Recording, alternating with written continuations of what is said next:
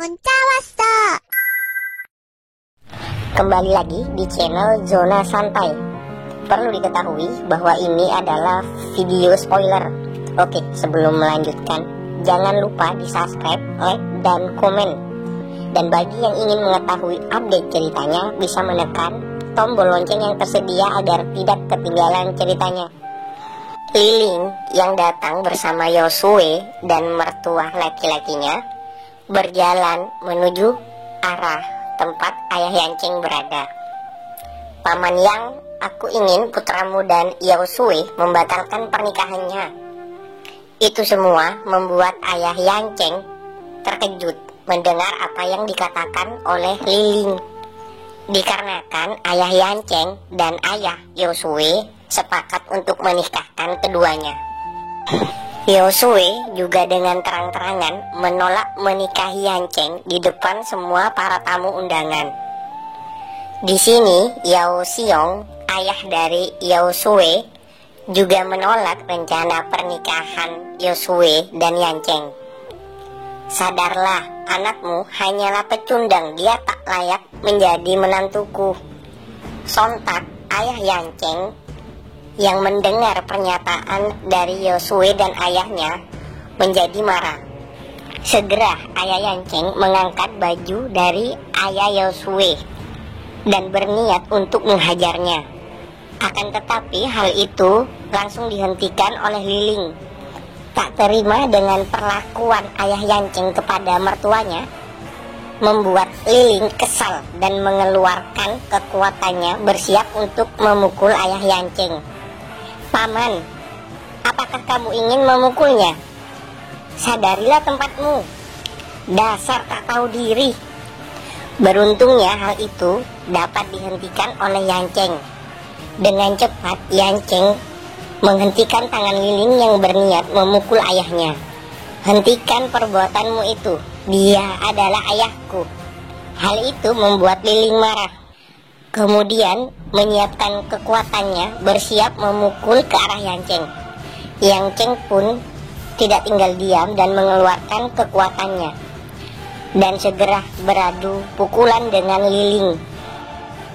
Namun hal itu segera dihentikan oleh dua orang yang baru datang. Berhenti! Seketika itu juga Yanceng dan Liling menoleh ke arah suara tersebut. Apakah kamu lupa sedang berada di mana? Beraninya kamu bertaruh dan menggunakan seni bela diri di sini. Ungkap dari tetua keluarga Li Jia yang bernama Li Chenghai. Dikarenakan namanya kepanjangan, kedepannya kita panggil dengan nama tetua Li Cheng saja ya. Kemudian tetua Li Cheng membungkukkan badannya kepada orang tua yang berjubah coklat. Maaf master, seorang murid telah membuat keributan di sini dan membuat master terganggu. Mohon beri hukuman kepadanya. Diketahui orang tua yang berjubah coklat adalah Master Liu. Dia adalah master dari asosiasi alkimia. Beberapa tamu undangan mengatakan bahwa Master Liu datang ke pesta tetua Linceng berniat mengangkat Liling sebagai kandidat muridnya. Liling sangat jenius. Dia langsung diterima di asosiasi alkimia dan di masa depan dia akan menjadi orang yang sukses. Hahaha, dibandingkan dengan Sampai Yanceng, kehidupan yang bertolak belakang. Berpindah ke Master Liu dan tetua Li Cheng yang berada di depan semua tamu undangan. Kemudian tetua Li Cheng menyuruh semua orang untuk diam. Tetua Li Cheng kembali membungkuk kepada Master Liu. Master Liu, Anda adalah orang yang sibuk tapi masih mau datang ke sini. Bolehkah kami melihat racikan dari ahli alkimia? Ungkap tetua Li Cheng memohon kepada Master Liu. Lalu Master Liu mengatakan, baiklah, karena tetua Li yang memintanya, dengan senang hati saya akan melakukannya. Kemudian di depan para tamu undangan, Master Liu memperlihatkan keahliannya sebagai master alkimia. Master Liu mengeluarkan sebuah tungku berwarna emas, dikelilingi oleh beberapa obat-obatan. Semua orang terlihat kagum dengan demonstrasi yang Master Liu lakukan. Dari kejauhan, Yan Cheng melihat apa yang dilakukan Master Liu dengan seksama. Kemudian berkata, "Biarkan aku melihat apa kamu master alkimia." "Roh api terbakarlah," ungkap Master Liu. Kemudian tepat di bawah tungku emas tiba-tiba mengeluarkan api kembali kepada Yan Cheng yang terlihat kecewa dengan kualifikasi Master Liu, dikarenakan Master Liu hanya mampu mengeluarkan api. Beda halnya dengan yang dilakukan Yan Cheng sebelumnya, di mana Yan Cheng mampu mengeluarkan inti api meskipun sangat kecil.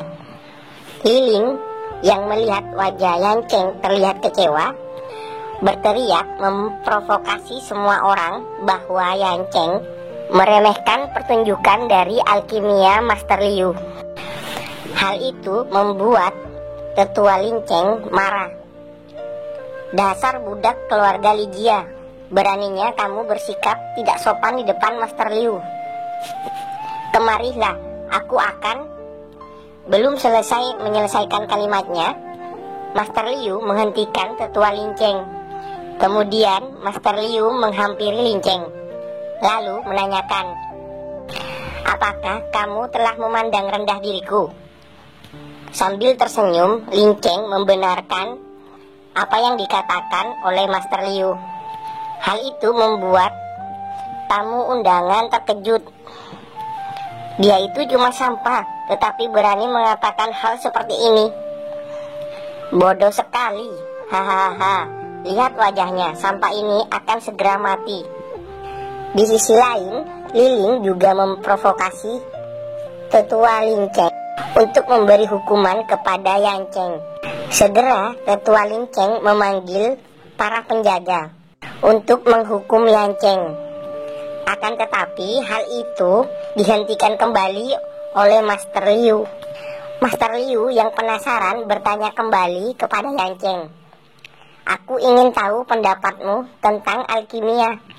Yan Cheng pun menjelaskan bahwa rumput laut adalah obat utama untuk ketahanan inti api.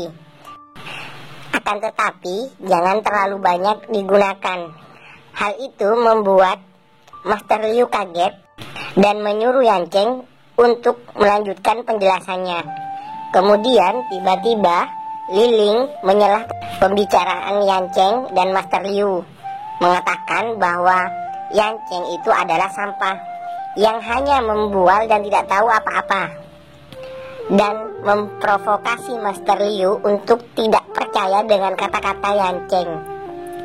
Master Liu yang marah mengetahui Liling memprovokasinya, lalu menyuruh Liling untuk diam.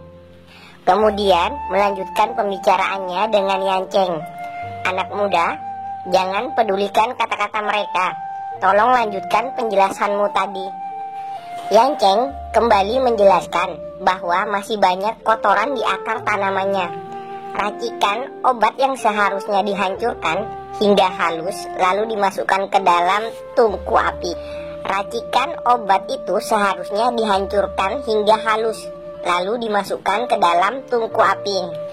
Penjelasan Yan Cheng yang masuk akal itu membuat Master Liu terlihat kaget dan segera membungkukkan badannya dan memberi hormat kepada Yan Cheng sambil mengatakan, "Saya mohon Tuan untuk menunjukkan caranya kepadaku."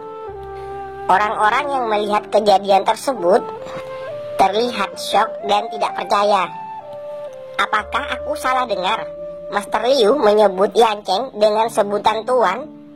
Master Liu itu kan ahli kimia tingkat 3, sedangkan Yan Cheng hanyalah sampah yang tak berguna. Bagaimana ini bisa terjadi? Astaga, ini sungguh gila.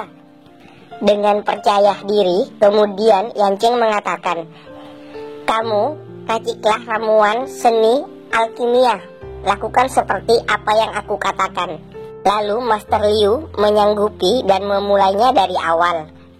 Di tengah-tengah demonstrasi yang Master Liu lakukan, tiba-tiba Yan Cheng berteriak dan berkata, "Sekarang, masukkan rumput laut itu ke dalam tungku." Dengan segera Master Liu melakukan hal yang dikatakan oleh Yan Cheng. Tungku emas terjatuh ke tanah, menandakan proses yang dilakukan Master Liu berhasil. Kembali dengan percaya diri, Yan Cheng menyuruh Master Liu untuk membuka tungku itu. Tanpa berpikir panjang, Master Liu pun membuka tungku tersebut. Pada saat tungku terbuka, semua orang dan termasuk Master Liu hanya melihat sebuah batu yang berlumpur. Hal ini membuat Master Liu terlihat heran, dikarenakan Master Liu merasa sudah melakukan semua yang diinstruksikan oleh Yan Cheng. Lain halnya dengan Liling dan Yosue yang terlihat lega dikarenakan Yan Cheng sudah menyia-nyiakan keahlian alkimia dari Master Liu. Ketua Li Cheng pun menyuruh bawahannya untuk segera menangkap dan menghukum Yan Cheng. Meski begitu, Yan Cheng yang mengetahui apa yang akan terjadi selanjutnya terlihat tenang. Tiba-tiba beberapa saat kemudian, batu lumpur yang ada di dalam tungku sebelumnya terlihat mengeluarkan retakan, dan dari celah retakan-retakan tersebut mengeluarkan cahaya keemasan. Dan tiba-tiba dari dalam retakan keluar sebuah pil, di mana hal itu membuat semua orang terdiam seketika. Kemudian pil itu secara perlahan melayang ke udara dan mengeluarkan tekanan kekuatan yang sangat kuat. Astaga, ini Dewa Roh Api. Apakah Master Liu itu termasuk ahli kimia roh api? Dan bagaimana cara dia meracik 4 ramuan sekaligus menjadi satu? Apa semua ini karena bantuan dari Yan Cheng?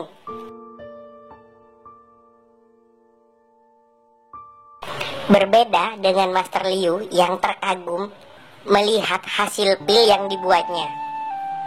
Astaga, apa ini pil kelas 4? Benar-benar kelas tinggi. Berpindah ke sisi Liling yang masih kesal, dia berteriak memanggil para penjaga untuk segera menangkap dan memberi hukuman Yan Cheng. Master Liu yang mengetahui hal tersebut tidak tinggal diam. Kemudian Master Liu menghempaskan beberapa prajurit yang berniat menangkap Yan Cheng. Sambil membungkuk, Master Liu pun berkata, "Saya, Liu Yisui, berterima kasih kepada Master karena telah mengajariku." Hal itu membuat Liling cemas. Takut posisinya yang akan diangkat oleh Master Liu menjadi muridnya terancam. Lalu Liling mengatakan, "Master Liu, Anda apa tidak salah menilai dia? Yan Cheng itu hanyalah sampah." Master Liu yang menganggap Yan Cheng sebagai masternya tentu saja tidak terima dengan apa yang dikatakan oleh Liling. "Kurang ajar kau, berani sekali merendahkan masterku di depan orang-orang. Jaga bicaramu, beraninya kamu menghina Master Chen di depanku. Cepat minta maaf kepadanya." Seketika Liling terduduk lemas. Dia masih tidak percaya bahwa Yan Cheng yang sampah ini dipanggil guru oleh Master Liu. Liling pun yang enggan meminta maaf kepada Yan Cheng mengatakan, "Dia itu pelayan keluargaku, aku tidak akan minta maaf kepadanya." Lalu ketua Li Cheng yang berpikir bahwa menyinggung Master Liu adalah tindakan ceroboh, kemudian menghampiri Liling dan menyuruhnya untuk meminta maaf kepada Yan Cheng. Mendengar hal itu, Liling pun berdiri dan segera meminta maaf kepada Yan Cheng. Yosue dan ayahnya yang melihat kejadian itu dari jauh, dalam hati mengatakan, apakah ini mimpi? Liling meminta maaf pada Yanceng. Aku telah menyinggung dia dan ayahnya. Apa yang harus aku lakukan? Dan chapter ini ditutup dengan Master Liu yang berterima kasih kepada Yanceng karena Yanceng telah bersedia membagikan ilmunya. Sambil tersenyum, Yanceng mengatakan, Master Liu, lain kali kita bisa mengobrol dan bertukar informasi satu sama lain.